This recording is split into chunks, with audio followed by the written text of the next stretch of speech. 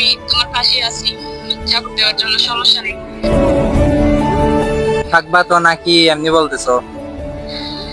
কেন থাকবো না, আমি তোমাকে অনেক ভালোবাসি, বাট আমার জীবনের চেয়েও ভালোবাসি। আমি অবশ্যই তোমার পাশে আছি।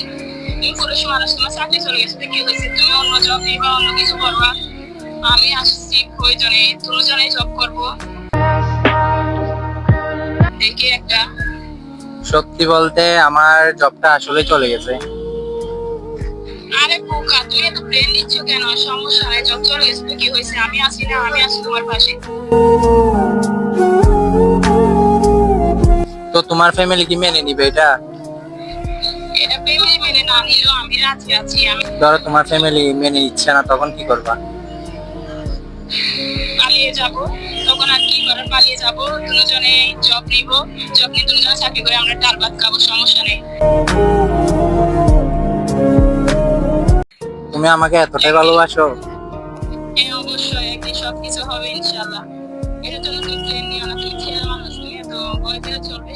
বোকার মতো কথা বলো কেন? তোমার মতো ভাগ্যবতী নারী আমার কপালে জুটছে নাকি? কেন, তুমি খুশি না? তোমার মতো ভাগ্যবতী নারী পেয়ে আমি অনেক ভাগ্যবান পুরুষ হয়ে গেলাম।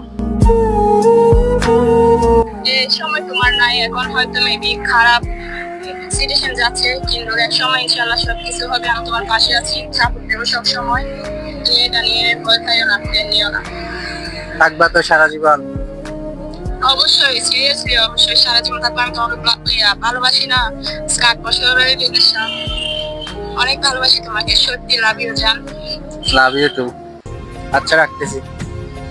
আচ্ছা, ভালো থাকো। বাবা, আমি এতদিন ভাগ্যবতী নারী দেখছি, আজকে ভাগ্যবান পুরুষ দেখতেছি। হ্যাঁ, আসলে আমি জীবনে কখনো ভাবি না এত ভাগ্যবান পুরুষ হব।